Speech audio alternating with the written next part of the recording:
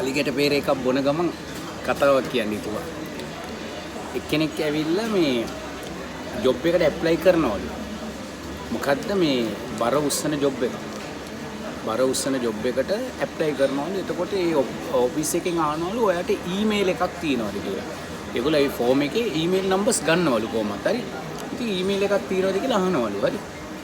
මෙයා කියනවා මට ඊමේල් එකක් නැහැ. ඒතර ඔෆිස් එකේ කියනවලු ඔයාව රිජෙක්ට් සාමාන්‍ය මිනිහෙක් වුණත් අද ඊමේල් එකක් තියෙනවනේ.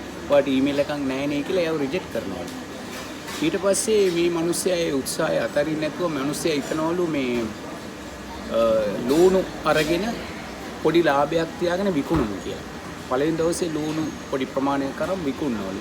ඒකේ ලාභයක් එනවලු. ඒ ලාභේ අරගෙන තව ලූණු වගේ ඒවා කරගෙන ඉන්න ගමන් අල වගේ ඒවා කරන්න පටන් ගන්නවලු. එහෙම ගීලා ලොකු ව්‍යාපාරිකයෙක් වෙනවලු. ව්‍යාපාරිකයෙක් වුණාට පස්සේ එයාගේ කම්පැනි එක මේ රෙජිස්ටර් කරන්න ඒකේ රක්ෂණය කරන්න එනවලු කට්ටිය. ඒ ඇවිල්ලා අහනවලු ඔයාගේ ඊමේල් නම්බරේ මට දෙන්න.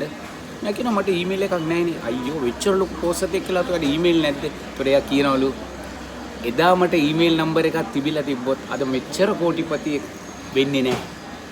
ඊමේල් නැති වුණත් මගේ උනන්දුව තිබුණා, උත්සාහය තිබුණා. ඒ නිසා අද මම ලෝකේ ලොකුම කෝටිපතිය බවට පත් වුණා.